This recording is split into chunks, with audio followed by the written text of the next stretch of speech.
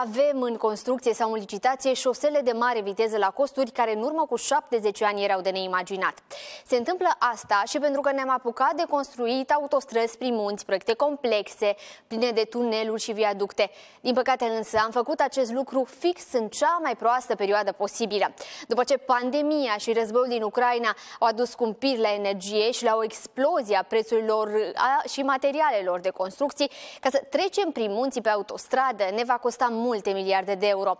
Realitatea însă a demonstrat faptul că șoselele moderne aduc cu ele dezvoltare economică, investiții și locuri de muncă.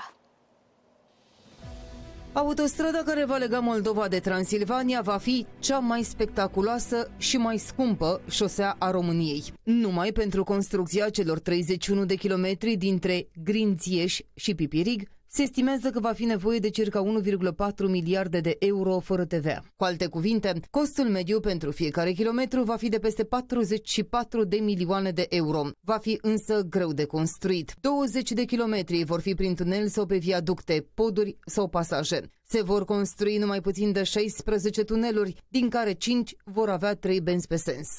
Este zonă de munte și dacă ați fost în Grecia, ați văzut că la un moment dat în partea dinspre litoralul lor, spre Marea Ionică, ai viaduct, tunel, viaduct, tunel, viaduct, tunel. Asta va fi și la noi. Altă soluție nu există dacă vrem să trecem munții.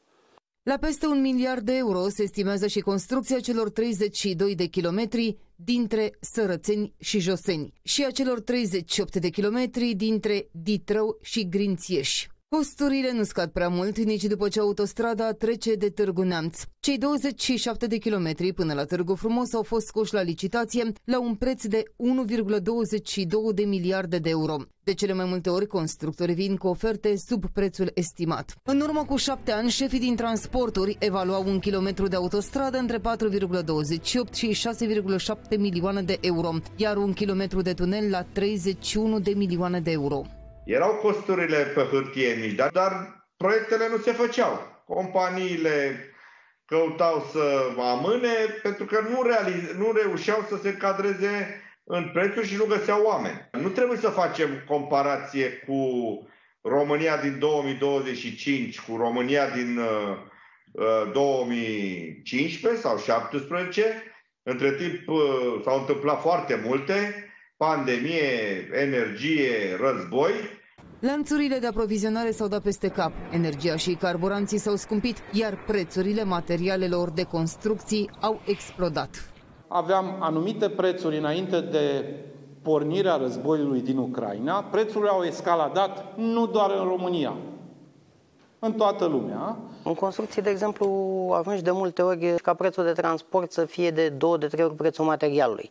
Acum, în România sunt în construcție sau în licitație autostrăzi la niște costuri care în urmă cu 70 ani erau de neimaginat. De exemplu, cei 69 de kilometri dintre Boița și Ticveni, parte din autostrada Sibiu-Pitești, costă peste 2 miliarde. Drumarii trebuie să construiască 8 tuneluri și numeroase poduri și viaducte. Cel mai scump proiect de infrastructură pentru care se caută constructori este tronsonul de 41 de kilometri dintre Poarta Sălajului și Nușfalău, din autostrada Transilvania. Investiția este evaluată la peste 1,5 miliarde de euro. Pe el se bat firme din Turcia și Italia, care au venit la licitație cu prețuri cu 11, respectiv 8,6% mai mici față de estimarea companiei de drumuri. Constructorii avertizează că proiectele de infrastructură vor continua să se scumpească. Firmele care au decis să acopere ele impozitul pe venit al angajaților și contribuția la pilonul 2 de pensii după eliminarea facilităților fiscale vor transfera aceste costuri în oferte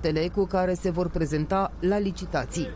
Costurile cu salariile vor crește undeva în jur de 16, 17, 18%. Iar costurile totale vor crește cu aproximativ 4-5%. Nici în alte state nu se construiește mai ieftin. Croația ar vrea ca până în 2029 să aibă gata autostrada dintre Metković-Dubrovnik. Guvernul de la Zagreb se așteaptă să plătească peste 1,2 miliarde de euro pentru realizarea celor 47 de kilometri de șosea rapidă, care va avea numeroase tuneluri, viaducte și poduri. Primarul orașului Sinea, Vlad Opreaș, ar fi